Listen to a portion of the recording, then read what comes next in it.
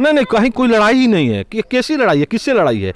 सपा जो पूर्व की पूर्व विधायिका थी, पूर्व विधायिका नहीं थी, पूर्व की पूर्व विधायिका थी, और उनका स्थिति है कि उनके गाड़ी में चलने के लिए व्यक्ति नहीं मिल रहे हैं। तो गजाला लाली तो मुझे लगता है लड़ाई में कहीं है ही नहीं है, सपा कहीं लड़ाई में है ही नहीं है।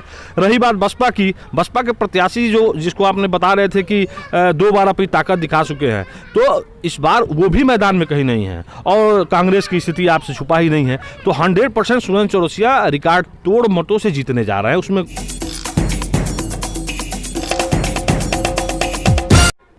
नमस्कार, मैं हूं दिव्यांश रंजन द्विवेदी और आप देख रहे हैं द पॉइंट मीडिया। खबर पक्की है। उत्तर प्रदेश विधानसभा चुनाव की कवरेज में इस वक्त हम मौजूद हैं उत्तर प्रदेश के देवरिया जिले के अंतर्गत आने वाली 339 विधानसभा रामपुर कारखाना में।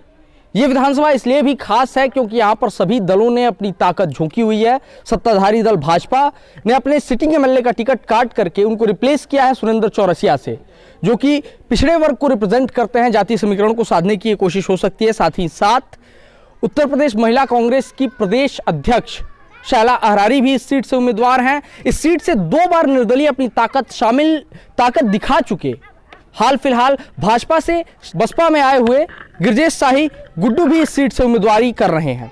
इसी बीच हमारे साथ बातचीत करने के लिए गिरधारी तिवारी जी मौजूद हैं, जो कि भाजपा के लंबे समय से कार्यकर्ता हैं और काफ़ी अच्छी पकड़ भी है इनकी पार्टी में। तो हम स्वागत करते हैं तिवारी जी आपका सबसे पहले द पॉइंट मीडिया पर। धन्यवाद आपको। सबसे पहले जानना चाहेंगे कि जो जातीय समीकरण है, आमतौर पर पूर्वांचल की राजनीति में ये इनकार नहीं किया जा सकता है कि कहीं भी चुनाव जातीय समीकरण से इतर होते हैं।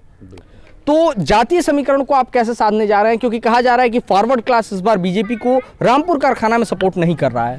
नहीं, देखिए, जो जिस प्रकार की ये बातें मार्केट में आ रही हैं, आप जब सर्वे करेंगे रामपुर कारखाना में जी, तो जातीय समीकरण के हिसाब से जाट, ब्राह्मण, ठाकुर, भूमिहार, अन्य भी जो बिरादरी हैं, लगभग भर, राजभर, पासवान, ये सारी वोटें भारतीय जनता पार्टी को मिल रही हैं।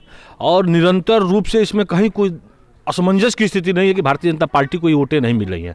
कुछ वोटें हैं जो कटी हुई हैं, वो भी वोटें, उसमें से भी कुछ वोटें भाजपा को मिल रही हैं। तो जातीय समीकरण तो कहीं यहाँ लागू होता ही नहीं है, क्योंकि 100% जातीय समीकरण यहाँ कोई महत्व नहीं है भारतीय जनता पार्टी के पक्ष में। जैसा कि आपने कहा कि हम जब क्षेत्र का सर्वे करेंगे, एक्चुअली हमने क्षेत्र का सर्वे किया और सिटिंग एमएलए कमलेश शुक्ला जी जो हैं, उनकी एंटी इनकम्बेंसी देखने को काफ़ी ज़्यादा मिली। हालांकि भाजपा ने उसकी खानापूर्ति की है, क्षतिपूर्ति एक तरह से कहें तो की है अपने कैंडिडेट को रिप्लेस करके, लेकिन फिर भी सड़कों को लेकर के जनता की जो नाराजगी है उसको भाजपा कैसे मिटाने जा रही है? देखिए, आप पहले तो यह स्पष्ट हो जाएं आप कि पूर्व की सरकारों में और वर्तमान की सरकार में मतलब जमीन और आसमान का अंतर है। पूर्व की सरकारों में हम लोग गोरखपुर से जब अपने गांव क्षेत्र में आते थे तो सड़कों की जो स्थिति थी पूरी बदहाल थी। आज आप देखते होंगे लगभग सड़कें ऐसी हैं जो बन चुकी हैं। चूंकि अभी इस साल बारिश भी बहुत ज़्यादा हुआ, बरसात के मौसम में भी माननीय मुख्यमंत्री जी का सख्त निर्देश था कि सड़कों को गड्ढा मुक्त किया जाए, और यही पीडब्ल्यूडी विभाग या जिस विभाग की सड़कें थी अपना कार्य निरंतर बरसात में भी करने का काम कर रही थी। लेकिन सड़कों का जो आप कर रहे हैं, भारतीय जनता पार्टी की सरकार में जितनी सड़कों का निर्माण हुआ है पूर्व की सरकारों में, मतलब अगर तुलना की जाए तो मतलब 100 में 10% भी नहीं दे सकते हैं पूर्व की सरकारों को। और भारतीय जनता पार्टी की सरकार में सड़कों का तो जाल है। किस एरिया में बात कर रहे हैं जहां सड़क नहीं बना है? हाँ, अब जो सड़कें बची हैं बरसात की वजह से टूटी हुई है, चुनाव बाद फिर हमारी सरकार बननी है, सारी सड़कों का फिर जाल फैलेगा। चुनाव बाद आपकी सरकार बननी है, ये आप दावा कर रहे हैं। अभी हाल फिलहाल किसान आंदोलन को लेकर के देश में काफ़ी चर्चाएं गर्म थी। आपका क्षेत्र भी, जिस क्षेत्र में आप प्रभारी हैं, वो कृषि बाहुल्य क्षेत्र है। यहाँ पर किसानों की तादाद ज़्यादा है। किसानों को कैसे साधने जा रहे हैं आप? देखिए, हमारे यहाँ किसान 100% संतुष्ट है।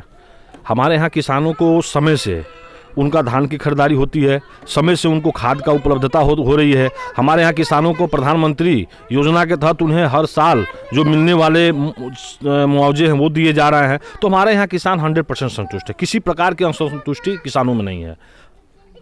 मुद्दे आपके क्या रहने वाले बेसिकली रामपुर कारखाना के लिए? देखिए, रामपुर कारखाना अब अपने घर का बेटा, जैसे कि सुरेंद्र चौरसिया प्रत्याशी नहीं है। सुरेंद्र चौरसिया कैसे व्यक्ति हैं जो जमीन से उठे हुए व्यक्ति हैं। मुझे याद है जब ये हिंदू युवा वाहिनी के कार्यकर्ता थे, फिर किसान मोर्चा में आए, ये इस प्रकार के नेता है कि ये जन जन से जुड़े हुए हैं, प्रत्येक गांव से जुड़े हुए हैं, एक एक व्यक्ति से जुड़े हुए हैं।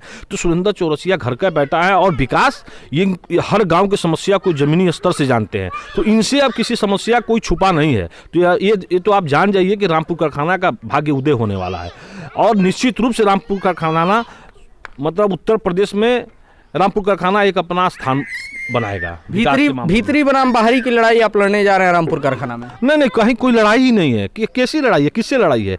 सपा जो पूर्व विधायिका थी, पूर्व विधायिका नहीं थी, पूर्व विधायिका थी, और उनका स्थिति है कि उनके गाड़ी में चलने के लिए व्यक्ति नहीं मिल रहे हैं कि उनके साथ घूमे। गांव में जा रही हैं तो उनके साथ कोई घूमने वाला व्यक्ति नहीं मिल रहा है। तो गजाला लाली तो मुझे लगता है लड़ाई में कहीं है ही नहीं है, सपा कहीं लड़ाई में है ही नहीं है।